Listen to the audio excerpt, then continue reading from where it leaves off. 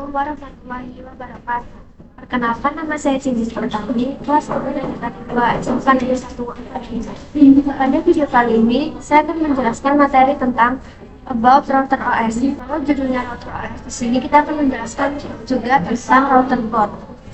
Untuk materinya sendiri terbagi menjadi 3 poin, yaitu router OS dan router board, router OS features, dan yang terakhir name, type, dan arsitektur router board. Lanjut ke materi yang pertama, yaitu mikrotik router OS. Seperti yang kita tahu, router OS terbagi menjadi dua, yaitu software dan hardware. Nah, router OS ini adalah bentuk dari software. Sistem router OS ini adalah sistem operasi yang digunakan oleh perangkat mikrotik router board. Router OS ini dapat diinstal di PC atau sebagai virtual machine. Lalu ada standalone operating sistem berbasis Linux versi 3.3.5 kernel. Untuk materi selanjutnya yaitu mikrotik router board. Router board ini berarti berbentuk fisik ya teman-teman. Jadi segala fitur yang terdapat pada mikrotik ini bisa tergabung dalam satu perangkat. Router board ini dibuat untuk menjalankan sistem operasi router OS. Router board tersedia mulai dari low-end sampai dengan high-end router.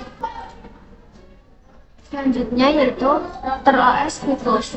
Nah, di sini dapat teman-teman lihat ada beberapa fitur yang terdapat pada router OS.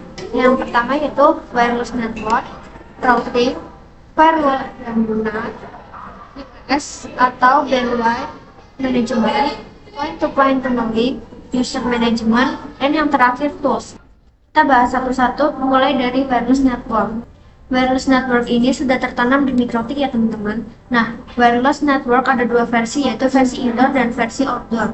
Kalau versi indoor kita bisa ambil contoh cap wireless, kita coba cari ya teman-teman. Nah, seperti ini ya gambarnya teman-teman. Teman-teman kalau penasaran tentang cap wireless bisa searching di Google atau di platform mana saja. Nah, tadi kalau yang indoor kita bisa ambil contoh yaitu cap wireless. Nah, di outdoor ini dibedakan jadi dua macam juga ya teman-teman. Yang satu point to point dan yang kedua yaitu point to multi point. Kalau yang point to point kita bisa ambil contoh yaitu XSTSQ.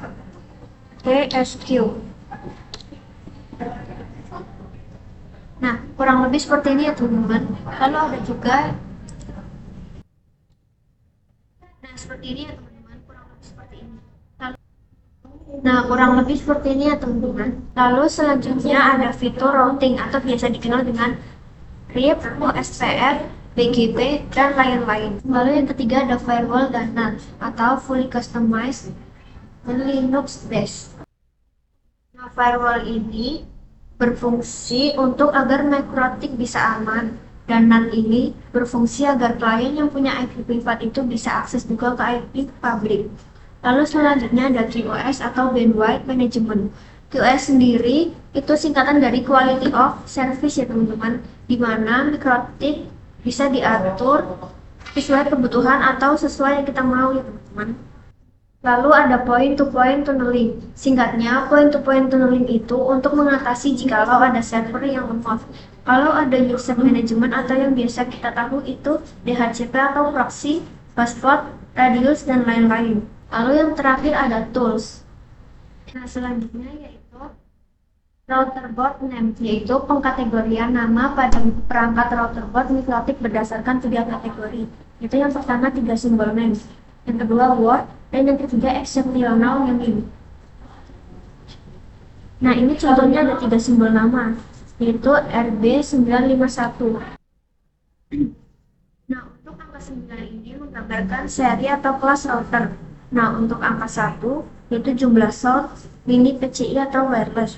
Dan untuk angka 5 yaitu jumlah port Ethernet.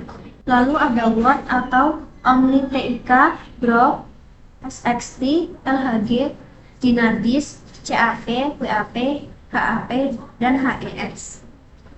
Lalu ada exceptional naming. Ini teman-teman perlu diketahui ya. Nama ini disederhanakan dan disesuaikan dengan tahun pengembangan yang biasanya Ethernetnya lebih dari 9 port. Contohnya ada RB600, 800, 1000, 1100, 1200, 2011, 3011, dan 4011. Selanjutnya ada router board type. Nah, bisa dilihat ini sama dengan yang sebelumnya. Angka ke-1 yaitu nomor seri, yang kedua jumlah Ethernet, dan yang terakhir adalah wireless. UI ini adalah board dan SAC2ND itu adalah fitur wireless, dan TC adalah jenis casingnya.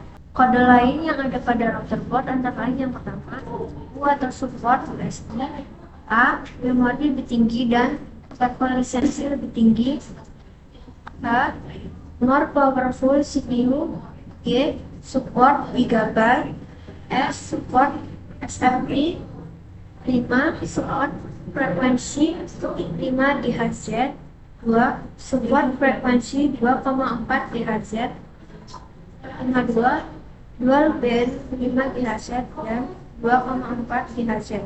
Nah, untuk materi yang terakhir yaitu arsitektur router board.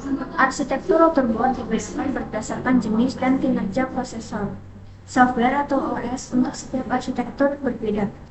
Untuk melihat arsitektur mikrokit lebih lengkap, kalian bisa kunjungi www.mikrokit.com/download.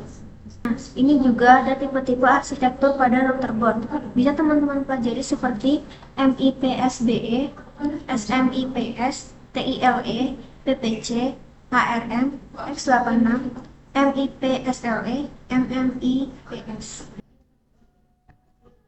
Oke, sampai di sini saja pembahasan kita pada kali ini. Sampai jumpa di video selanjutnya. Terima kasih dan wassalamualaikum warahmatullahi wabarakatuh.